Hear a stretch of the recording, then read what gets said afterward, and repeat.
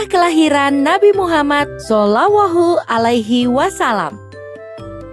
Mekah yang semula hanya ditinggali oleh Hajar dan Nabi Ismail, seiring dengan berjalannya waktu, berubah menjadi sebuah negeri yang besar. Berkat doa Nabi Ibrahim, negeri itu sungguh mendapatkan berkah dari Allah. Masyarakatnya hidup dalam kecukupan dan sejahtera. Beribu-ribu tahun kemudian, Mekah berubah menjadi negeri yang sangat kejam.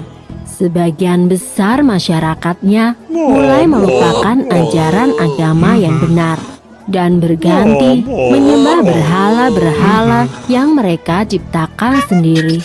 Di antaranya adalah Saman, Watan, Nusyun, dan masih banyak lainnya.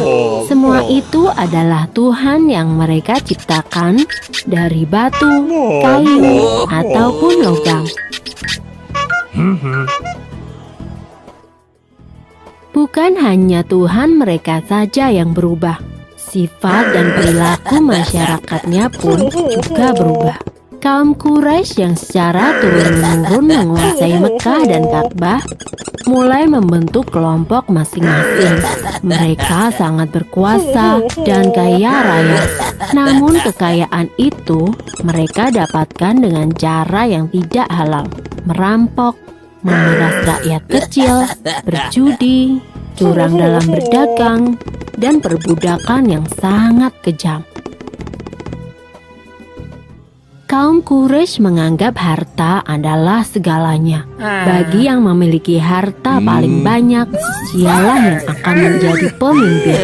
Demi mencapai kehormatan dan kedudukan, mereka menghalalkan segala cara. Karena itu pula, mereka seringkali terlibat dalam perselisihan dan kadang-kadang menimbulkan perang antar saudara.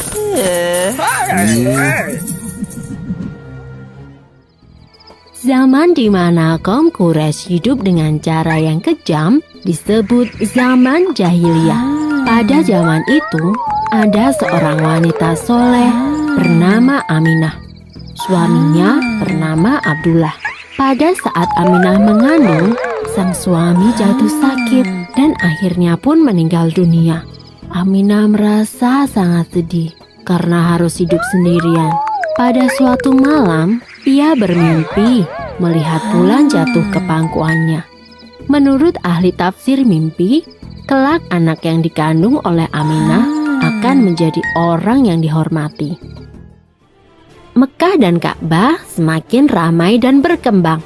Orang dari segala penjuru selalu berkunjung ke Mekah untuk beribadah dan juga berdagang. Kemajuan Mekah membuat Abraha, seorang gubernur di Yaman, merasa kesal. Ia telah membuat rumah ibadah yang jauh lebih besar dan lebih megah daripada Ka'bah. Namun, tidak ada satupun orang yang mau beribadah ke Yaman. Abraha lalu memerintahkan agar semua pasukannya bersiap-siap. Mereka akan menyerang Mekah dan menghancurkan Ka'bah. Abraha dan pasukan bergajahnya menyerbu Mekah dengan penuh kesombongan. Ketika ia akan menghancurkan Ka'bah, tiba-tiba datang ribuan burung ababil.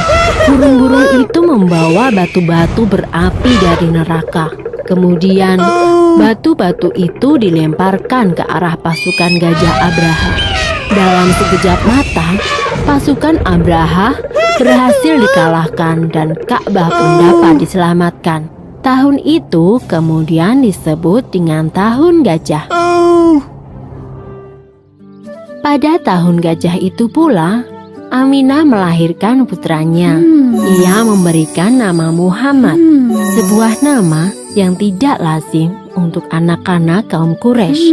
Ialah Nabi Muhammad, nabi terakhir yang diutus oleh Allah. Ia dilahirkan pada hari Senin, 12 Rabiul Awal, Tahun Gajah. Selesai.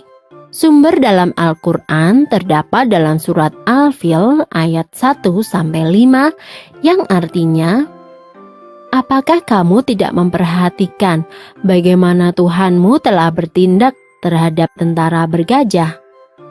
Bukankah dia telah menjadikan tipu daya mereka untuk menghancurkan Ka'bah itu sia-sia? Dan dia mengirimkan kepada mereka burung yang berbondong-bondong, yang melempari mereka dengan batu berasal dari tanah yang terbakar. Lalu dia menjadikan mereka seperti daun-daun yang dimakan ulat.